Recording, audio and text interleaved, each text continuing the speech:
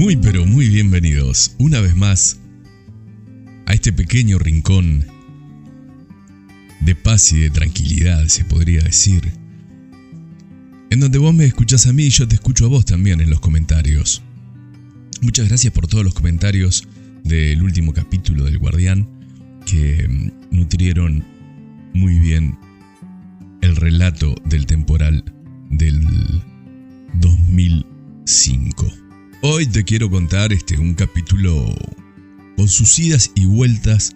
Volvemos un poquito a la historia también, la génesis de nuestro país, se podría decir. Y volvemos a la historia oriental, a la historia del Río de la Plata. Ayer se conmemoraron 200 años de la Declaratoria de Independencia. De la Declaratoria de la Independencia, podríamos decirlo hasta con signos de interrogación, ¿no? Debo admitir que si esto lo hubiera hecho el año pasado, en la primera temporada del Guardián, vamos a decirlo así, no hubiera salido este resultado. Sabiendo que hay por lo menos un par de profesores de historia que escuchan seguido el canal, me animaré entonces a comentar lo que he podido leer, he podido ver y he podido escuchar también en varias entrevistas a grandes historiadores. Todo tiene un principio. Y habría que empezar por un principio un poco que a muchos no les gusta, ¿no? Artigas no tuvo nada que ver en la independencia. Vamos a dejarlo claro. Sí, durante el proceso, ahora se está revisando toda nuestra historia y vemos que todo es un proceso. El año pasado, de una forma un poco arbitraria, hemos festejado los 300 años de la fundación de Montevideo, pero en realidad empezamos a festejar los 300 años del proceso fundacional de Montevideo, que termina en 1730. La independencia es lo mismo. La independencia no es que un día simplemente nos levantamos, nos pusimos el pijama y dijimos, bueno, de hoy en adelante somos independientes. No, eso no fue así. Sí empezó una cierta autonomía de la provincia cuando empezamos la guerra contra España. Eso sería en 1811. Deberíamos ver también que desde 1811 a 1828 estuvimos continuamente en guerra, con unos, con otros, entre nosotros, pero estuvimos en guerra. Fue una época que desangró mucho a nuestro país. ¿Por qué te digo que Artigas no tuvo nada que ver? En el proceso de la independencia en específico. El 22 de enero de 1820, en Tacuarembó, Artigas pierde una importante batalla contra los portugueses que se estaban metiendo por el este. Se quiere retirar Artigas a reordenar sus tropas en Entre Ríos. Y ahí se produce la batalla de las Tunas, cerca de Paraná, que lo derrota el general Ramírez, que es el gobernador, vamos a decirlo así, de la provincia de Entre Ríos. En ese momento Artigas decide el exilio y deja la provincia. Cuando Artigas se va al exilio directamente, pasamos a ser la provincia cisplatina, bajo el dominio portugués. Estaba Lecor en Montevideo. Y muchos orientales estaban con Lecor. Rivera es uno de los casos que estaba con Lecor. Y así seguíamos en una especie de revolución, de guerra contra los portugueses. Te nombro a Rivera porque Rivera va a ser alguien bastante importante en todo este proceso. En 1823 hubo una especie de proclama de independencia, pero que no llegó a mucho. El 14 de junio de 1825, La Valleja convoca a los cabildos de la campaña para enviar representantes para la confirmación de un gobierno provisorio. Esto fue en junio del 25. Los reúne en Florida, ya cerca del 20 de agosto, para discutir cómo sería una futura independencia. La independencia tiene 3 puntos muy importantes. La primera ley es la ley de independencia, consta de 2 partes. La primera declara la nulidad y la anulación de los actos de incorporación que ya habían sido mencionados, y en la segunda parte resumía su soberanía, expresando lo siguiente: se declara de hecho y de derecho libre e independiente del rey de Portugal, del emperador de Brasil y de cualquier otro imperio del universo, y con amplios poderes para dar las formas y uso de su ejercicio y soberanía que estime conveniente. ¿Por qué se declaran la anulación de actos de incorporación? Porque en 1820 la provincia oriental, le juró obediencia al imperio de Brasil. También le habíamos jurado obediencia al imperio español. Bueno, a partir de esto, esos juramentos y actos de incorporaciones quedan anulados. La segunda ley fue la ley de unión, que dice así: queda la provincia oriental del Río de la Plata unida a las demás provincias del territorio de Sudamérica por ser libre y espontánea voluntad de los pueblos que la componen. O sea que nos unimos a las provincias unidas del Río de la Plata. Y la tercera ley es la del pabellón, que fija como pabellón provincial el tricolor con 3 franjas horizontales, celeste, blanca y punzón. Ahora decimos, nos independizamos de ciertos poderes, pero nos unimos a otro. Y a veces eso queda un poco denostado, ¿no? Como diciendo, una provincia, nos podríamos haber independizado del todo. Pero realmente a veces subestimamos el poder que tenían en ese momento las provincias. Era muy importante declararnos independiente como provincia y unidos a los hermanos que jamás deberíamos haber dejado, también dice parte de esta declaratoria. Por más que hayamos declarado nuestra independencia, seguíamos bajo dominio del imperio del Brasil y seguíamos en guerra. Ya habíamos sumado en esta guerra 4.000 muertos en una población de 30.000 habitantes. Realmente fue mucho.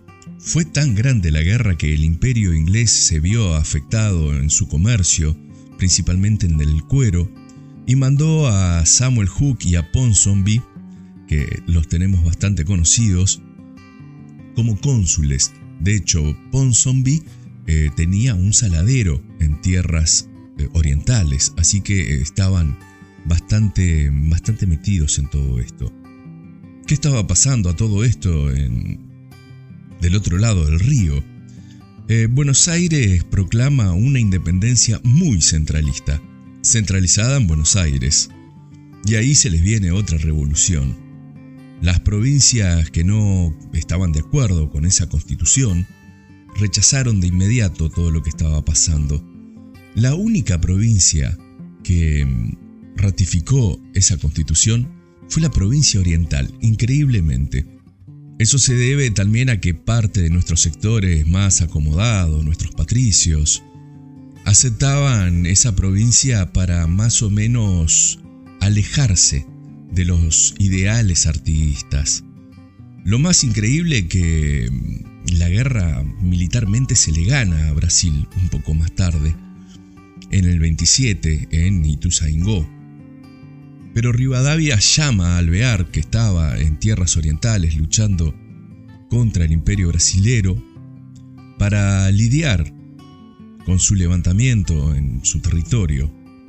Se apura más o menos a firmar una especie de paz con el imperio del Brasil en mayo del 27, lo que se conoció después como la Convención de García, y prácticamente entrega a su suerte a la provincia oriental. Muchas veces decimos o escuchamos a los argentinos, a grandes historiadores también, que somos la provincia rebelde o la provincia desgarrada. Habría que acordarse que en mayo del 27 fuimos dejados a nuestra suerte en la guerra contra Brasil por ellos mismos. Inglaterra estaba haciendo su lobby ellos realmente no venían con al ser el Estado tapón, con esa idea que últimamente se estaba diciendo. No venían con la idea de decir, bueno, este lugar va a ser independiente. Ellos lo que querían era simplemente la libre navegación de los ríos, del río de la Plata, del río Paraná y del río Uruguay. Rivera, que ya habíamos hablado hace un rato, que estaba en el bando brasilero, va a Buenos Aires y pide una tropa para ir a recuperar las Misiones. Algo impensado. Y realmente no estaban interesados en recuperar las Misiones. Rivera, por su carácter y su impronta, junta a él una tropa y va y recupera las Misiones en el 28.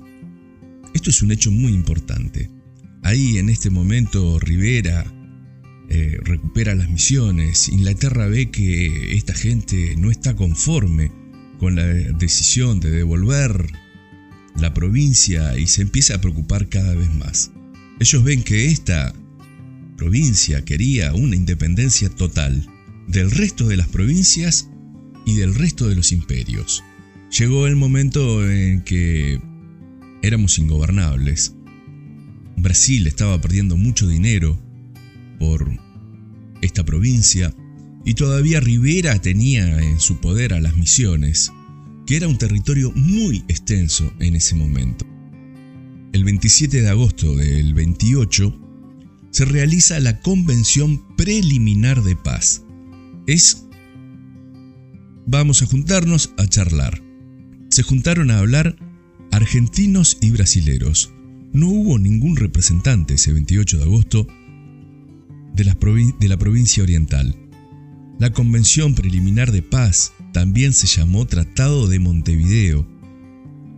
Fue el tratado que culminó la guerra con Brasil y selló la independencia definitiva de nuestra provincia. Fue firmado entre el Imperio de Brasil y las Provincias Unidas del Río de la Plata con cierta mediación del Reino Unido. Esto fue en Río de Janeiro. Y esa independencia que ellos deciden sobre nosotros está redactado en portugués. Se denomina a este territorio provisionalmente como Estado de Montevideo. Así acaba la guerra con Brasil y de provincia cisplatina fuimos el Estado de Montevideo. La ocupación de las Misiones orientales, luego de la campaña exitosa del general Rivera, fue una creciente presión para que Brasil nos permitiera, de una forma, ser independientes. El presidente Bernardino Rivadavia envió a Manuel José García, ¿se acuerdan? El del Tratado de García. Cuando fuimos entregados al Imperio de Brasil, lo mandó al mismo para que nos declararan independientes. Entonces llegamos a este final, un poco por casualidad, un poco porque no quedaba otra, un poco hasta sin casi nuestra decisión, porque habíamos peleado, ya les contaba antes, desde 1811 hasta 1828, y entre Argentina, Brasil y la mediación del Reino Unido fuimos independientes. Esto que empezó en 1811 y termina en 1828, con la declaratoria de la independencia, con la ratificación de la declaratoria que había sido el 28 de agosto, termina así. Fuimos independientes. La independencia del Uruguay quedó definitivamente sellada el 4 de octubre del 28, en Montevideo, a las 2 de la tarde, cuando las naciones firmantes canjearon las ratificaciones del tratado. El 18 de julio de 1830 se jura la primera constitución del Uruguay, tal cual como Estado establecido, en ese acto conocido como la jura de la Constitución. Ese mismo año se llama elecciones generales y Fructuoso Rivera es investido primer presidente de la República Oriental.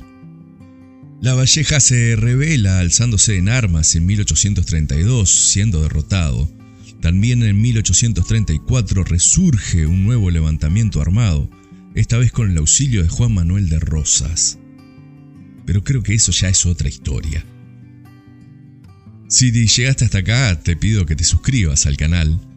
Si llegaste hasta acá, dale me gusta, comenta algo y nos vemos en cualquier momento. Mi nombre es Javier Vera y estos fueron los cuentos del Guardián del Faro.